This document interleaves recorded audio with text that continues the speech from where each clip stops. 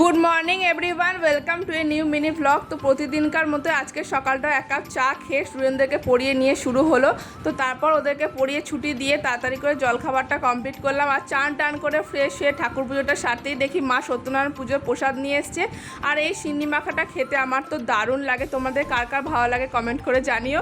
তারপর দুপুরে ভাত টাত খেয়ে নিলাম। আর বিকেলবেলা একটু হাঁটতে বেরিয়েছিলাম, গিয়ে দেখলাম যে কাকু এদিকে ফুচকা বিক্রি করতে এসছে। আর গিয়ে আমি আর লোভ সামলাতে পারলাম না, তো এক থালা ফুচকা কিনে নিয়ে চলে এলাম।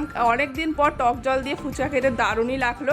আর বাড়িতে একটু ঝুড়ি ভাজা ছিল, সস ছিল, মা একটু শশা কুচিয়েছিল, সেই দিয়ে একটুখানি ঝুড়ি ভাজা দিয়ে ভালো করে সাজিয়ে নিয়ে খেলাম। আর মাকেও একটা খাইয়ে দিলাম, খেতে তো দারুণ লাগলো। তারপর বিকেলবেলা আবার স্টুডেন্টরা পড়তে এসেছিলো, ওদেরকে পড়িয়ে নিলাম। আর ফুচকা টুচকা খেয়ে এতই পেটটা ভার করেছিল সন্ধ্যেবেলা আর কিছুই খেতে পারিনি। তো একবারে সেই জন্য রাত্রে রুটি তরকারি আর ডিম ভাজা দিয়ে ডিনারটা সারলাম। ভিডিওটা ভালো লাগলে লাইক শেয়ার সাবস্ক্রাইব করো। Thanks for watching, tata.